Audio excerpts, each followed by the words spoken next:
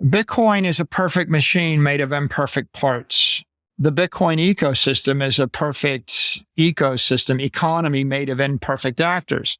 There's always going to be a war between different assets, whether it's the asset class of the S&P index or the asset class of treasury bonds or the asset class of commercial real estate or the asset class of gold. Yeah.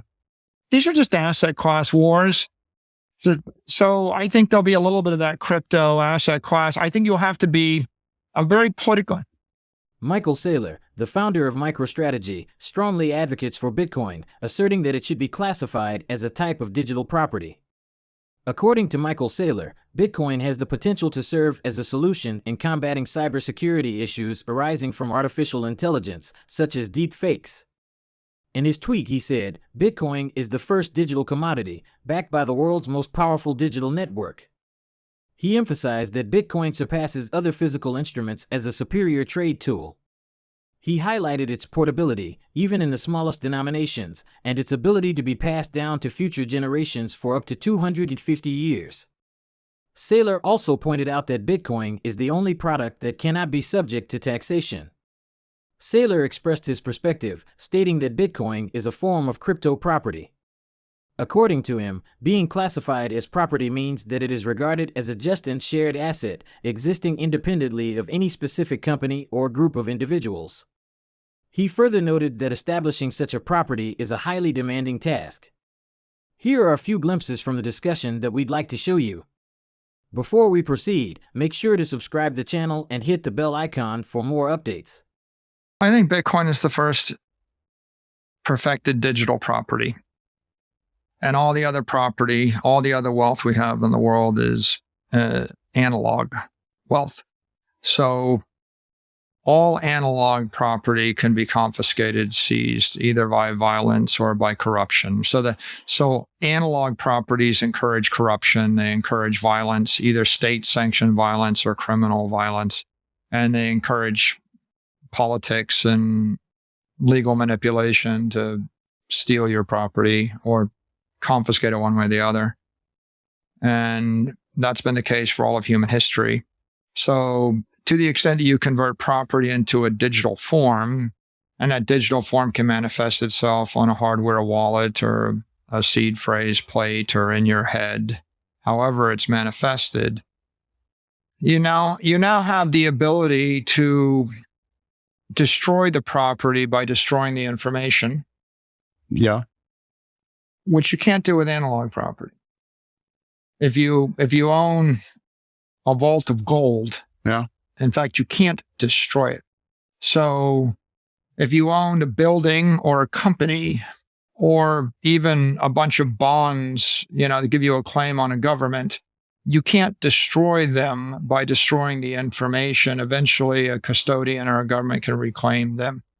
So in that sense, the human doesn't really have the power over their own property. They don't have that property right. They have a conditional property right based upon their political standing or their physical strength. Mm-hmm. Bitcoin gives the human being an unconditional property right because the power to destroy something is the ownership of the something. What I think is digital property is good. And digital property is better than physical property. And Bitcoin solves half the problems in the world, but not the other half. Right? The other half are still there. Bitcoin won't solve the problem of how you have a happy marriage or how, or politics or how you deal with issues with your kids in school that teaches them stuff you don't want them to learn. All that stuff you still have to struggle with. What Bitcoin does is it disincentivizes physical violence and physical power.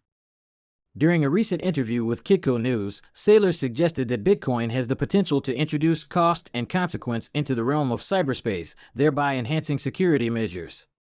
He further proposed that Bitcoin could serve as a solution to counter the rise of cybersecurity threats, particularly those fueled by artificial intelligence, such as the emergence of deepfakes. He boldly emphasizes the distinctiveness of Bitcoin, attributing it to the reliance on remembering the private keys associated with one's wallet. He said, every other form of property in the history of the human race. I pull the gun, I get it all. Right, my incentive is to violence. With Bitcoin, I pull the trigger, I get none of it. In a recent statement, Chairman Gary Gensler of the Securities and Exchange Commission declared that, apart from Bitcoin, all other forms of crypto should be classified as securities. Saylor has additionally contended that Bitcoin's classification as a commodity is more fitting than its categorization as a security. He holds the belief that Bitcoin resembles a valuable metal, like gold, more than a financial instrument.